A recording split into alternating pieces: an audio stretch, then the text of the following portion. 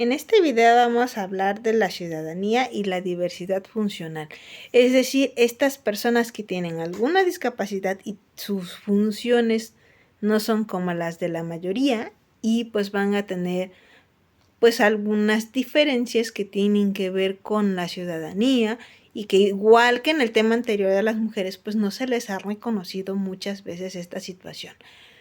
Quisiera comenzar hablando de Grecia nuevamente.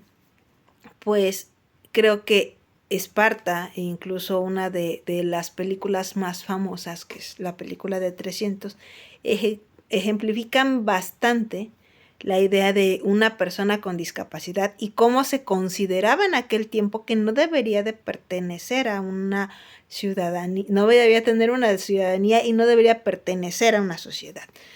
Justamente se habla de una persona que físicamente no tiene las mismas capacidades, está, pues consideran para aquel tiempo, deforme.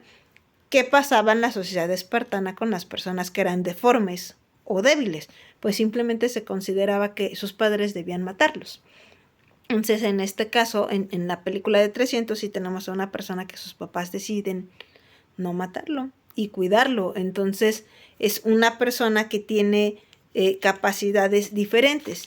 Y quisiera hacer el otro ejemplo, en el que podemos hablar de que estas personas que tienen una capacidad diferente, muchas veces se considera que no van a aportar nada a la sociedad y por esa razón no deben pertenecer a la sociedad. Pero tenemos ejemplos de grandes personas que han hecho grandes aportes incluso a la ciencia y mayores a las personas que decimos tener todas las capacidades físicas y mentales. Por ejemplo, Stephen Hawking y todas las aportaciones que ha hecho a la física. Y no solamente esto, o sea, son las teorías que hasta la actualidad tenemos y que nadie ha hecho algo más allá de lo que ha hecho este científico. Y cuando lo hizo, pues era una persona que ya no podía hablar y no podía moverse y vivía en una silla de ruedas y se comunicaba en la mayoría de los casos, incluso cuando daba sus conferencias y demás, por medio de una tableta electrónica y por medio de una voz computarizada. Entonces, obviamente, pues sí, aunque estemos hablando de momentos históricamente diferentes, pues el punto es que se ha hecho menos a las personas por tener capacidades diferentes, pensando en que no pueden aportar a la sociedad y que por tal razón no deberían de tener una ciudadanía. Afortunadamente, pues se ha luchado por decir que estas personas que tienen capacidades distintas, pues también tienen derechos, porque también son seres humanos. Y al tomarlo desde este punto de vista de derechos humanos, pues se han logrado muchas mejoras en la cuestión de ciudadanía.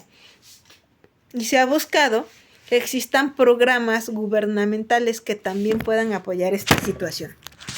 Por ejemplo, en el caso de las votaciones en México, tenemos esta parte de accesibilidad para las personas con discapacidad.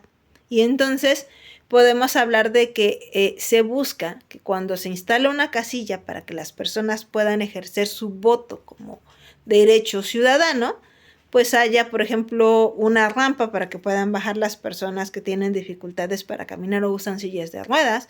También podemos hablar de este problema que se da entre las personas que buscan cambiarse de sexo, pero que de alguna u otra manera no se han cambiado el nombre. Entonces, que un funcionario de algunas áreas como el INE, como el INAI, pues llame a la persona cuando está haciendo un trámite por su apellido. Y entonces evitemos que, por ejemplo, el señor se llama José, pero actualmente su sexo es mujer, se ve como mujer, porque a lo mejor se viste y se ha hecho algunas operaciones, y entonces le griten José Jiménez, y entonces pues vean que José pues ya no es José, ¿no? Entonces, de alguna manera, el hecho de llamarlo por su apellido pues puede ahorrar todos estos problemas que le podemos generar a la persona. También se busca, por medio de políticas públicas, el acceso y circulación de las personas. Por ejemplo, en muchos lugares que se hayan hecho rampas para las personas discapacitadas en la calle. ¿Por qué? Porque dentro de estos derechos a la ciudadanía, personas diferentes, se busca que las personas que tienen capacidades distintas, pues puedan integrarse a vivir de una forma que para ellos sea normal y sin dependencia de los demás. Entonces, pues una persona que usa silla de ruedas, pues no puede ir por ahí en su silla de ruedas recorriendo las calles si no hay rampas para ello, ¿no? Entonces, pues una de las cosas que se ha hecho, por lo menos en los últimos tiempos, es esta accesibilidad para las personas. No es del todo buena y como ciudadanos, o sea, como otros ciudadanos que decimos tener capacidades normales, tampoco apoyamos mucho a ello. Por ejemplo, a mí que me ha tocado ver en esta situación del acceso para las personas, se hacen rampas y se busca que las personas puedan cruzar la calle, andar por la banqueta en silla de ruedas o con muletas o con andadera, porque sería más cómodo para ellos. Pero los otros ciudadanos no cuidamos eso. ¿Cuántas personas vemos estacionadas en lugares para discapacitados o estacionadas tapando una rampa de acceso o simplemente paseando a su perro y no limpiando los desechos que dejan sus mascotas? Y que obviamente las personas con sillas de ruedas van a sufrir las consecuencias de ensuciar sus sillas de ruedas, ¿no? Por problemas ciudadanos, ¿no? Entonces, aunque si bien en el temario hablamos de la ciudadanía y lo que debe de cumplir el gobierno, creo que habría que agregar lo que debemos cumplir como otros ciudadanos, porque de nada sirve que se busque la atención también por parte de quienes hacen el papel de gobierno si los ciudadanos como tal tampoco apoyamos estas iniciativas para integrar a las personas que también pertenecen a nuestra comunidad, porque de alguna manera todos vamos a tener en algún momento un vecino que tuvo un accidente o que por la edad pues va a necesitar estar en silla de ruedas. Ahora, eso en el caso de discapacidades físicas. Ahora, a mí sí me ha tocado conocer, por ejemplo, equipos de básquetbol de personas con sillas de ruedas en las que se les pone un entrenador especial y demás, porque pues se ha dado esta apertura por medio de las políticas. Pero ¿qué pasa con las personas que son discapacitadas por alguna cuestión mental? Esquizofrenia, por ejemplo, pues no estamos tan familiarizados con políticas para ellos, ¿no? Sabes que a lo mejor tendrías que tener un trabajo menos estresante para que no te cause algún conflicto.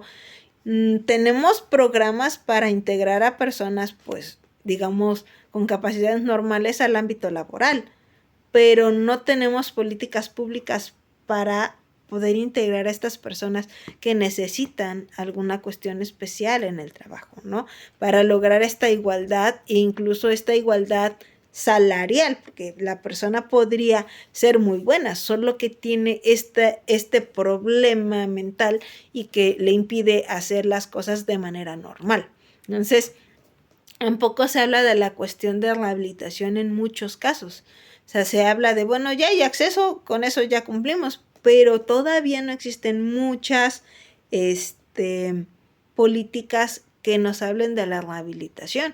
Incluso los mismos programas de seguridad social contemplan la rehabilitación de forma muy mínima. Te lastimaste la espalda, sí, ve a terapia y aquí, y ni siquiera se considera el espacio. Por ejemplo, puede alguien estar lastimado de la espalda y tiene que ir sentado no sé cuánto tiempo para tomar su terapia, que ya no sabemos si es mejor no tomar la terapia o si tomarla por el desgaste que va a tener de estar sentado de forma incómoda para poder ir a la terapia. Entonces, sí creo que todavía tenemos mucho que trabajar en este ámbito, desarrollar políticas públicas que desgraciadamente en lugar de aumentar han ido disminuyendo estos apoyos para integrar a las personas que puedan tener problemas físicos, mentales o de alguna discapacidad generada por nacimiento, por enfermedad o por accidente.